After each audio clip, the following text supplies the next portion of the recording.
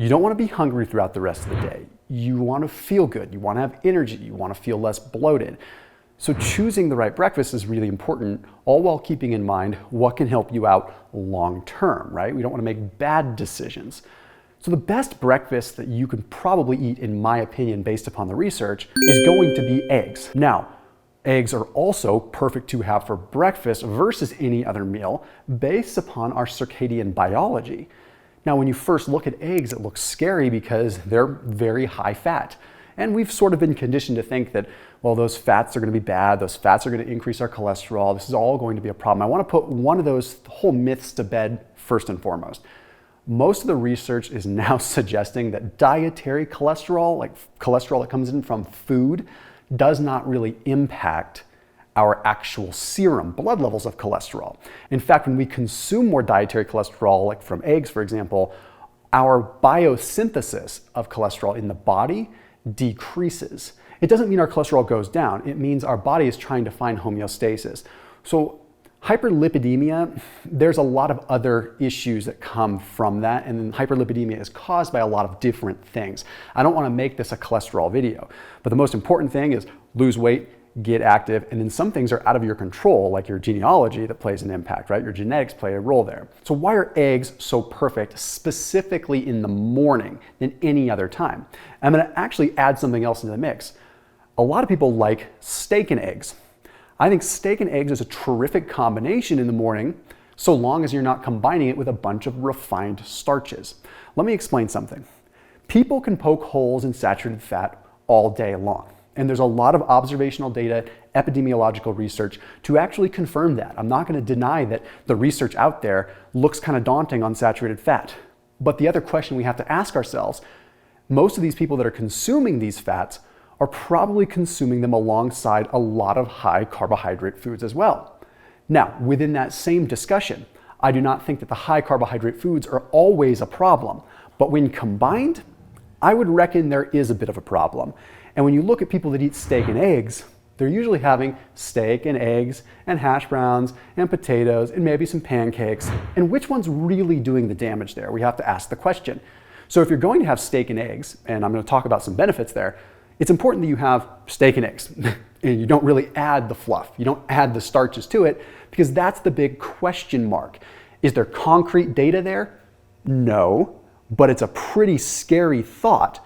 And if steak and eggs are sufficient enough, why add the potatoes?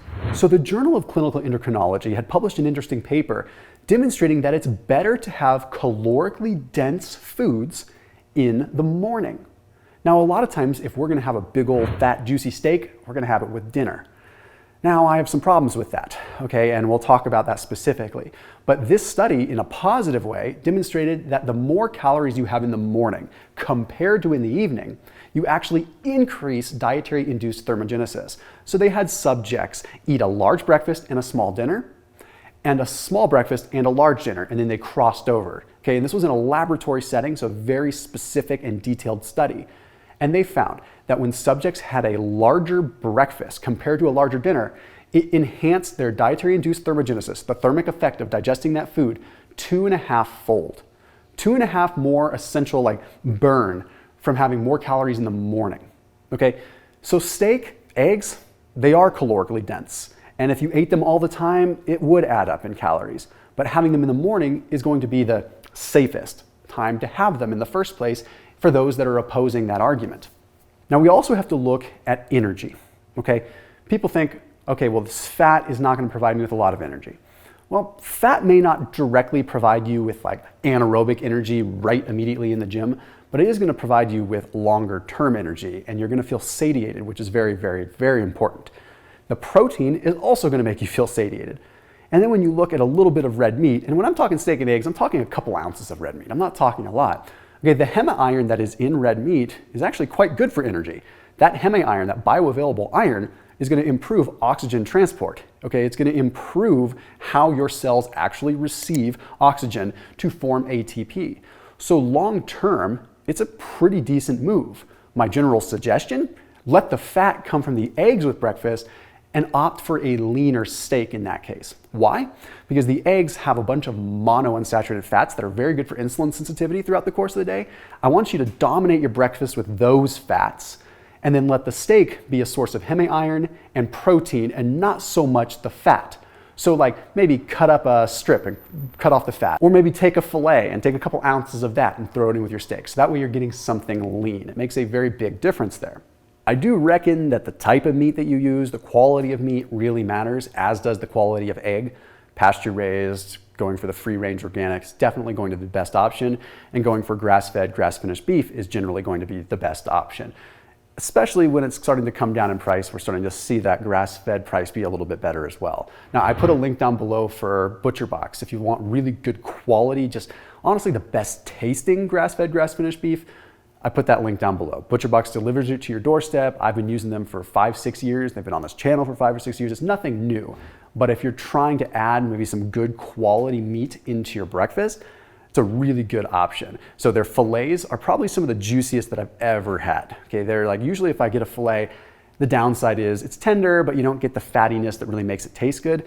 For some reason, it's something about the ButcherBox fillets are just really, really savory, and they melt in your mouth. It's really, really cool. But if you do want to go the route of having a fattier cut, they have some delicious ribeyes, some New York strips that are really great too. So that link is down below for you to check out ButcherBox. That's a special access link. You can also see the kind of cuts that I choose in my own personal box if you kind of want to mimic what I do. So that link down below in the description. Now here's where things get very interesting.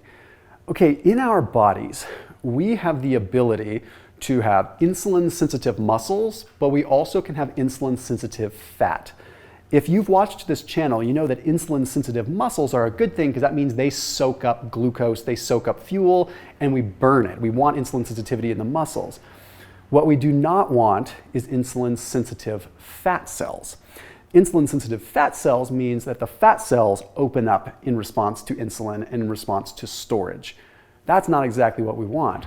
And there's one of my favorite studies published in BMC Medical Genomics that shows that we have a lesser potential to store fat from fat in the morning. What that means is if you're going to have higher fat meals, even with higher saturated fat, whatever, morning time is the best time. It has to do with specific genes, one in particular called PER1 expression. Okay, when PER1 is expressed, it's essentially making it so we have more insulin sensitive muscles, making it great, and then we have more insulin resistant fat cells. It's like the one time we want insulin resistance. We want our fat cells to be insulin resistant, so they're less likely to store. If the equation was flipped and you had more fat in the evening, PER1 is suppressed a little bit more, less expression, and you have a higher likelihood of storing that fat. So I usually recommend, and it coincides with calories too, I recommend starting your fat intake higher in the morning and tapering it off as the day goes on. And if you do that, you're gonna naturally fall into higher calories in the morning, lower calories in the evening.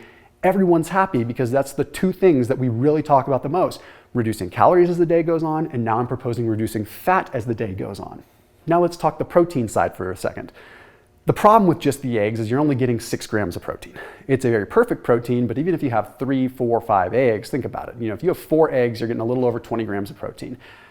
That's okay, but I'd like to get more. That's why I say, okay, if you had 2 or 3 ounces of lean red meat, or even if you wanted to do chicken really, but lean beef, then you're gonna get that number upwards of 30, which I think you're putting yourself in a great spot, but you're getting a diverse amino acid profile as well, but also that hemi-iron, which is going to help out with oxygen transport. But the protein itself is going to also help regulate your glucose throughout the rest of the day. So higher protein intake, better glucose response, glucose modulation. So you're helping out insulin sensitivity by doing this. Even though red meat is typically, somewhat demonized, I think it's demonized in the wrong light. I think to a certain degree, we might need to limit when we have it and where we have it, but I don't think we need to be afraid of it. So I'm suggesting you flip everything on its head. Rather than having your steak for dinner, have your steak for breakfast, but have it alongside some nice monounsaturated fat-rich eggs. Grass-fed, grass-finished beef, pasture-raised organic eggs, and you're off to the races. I'll see you tomorrow.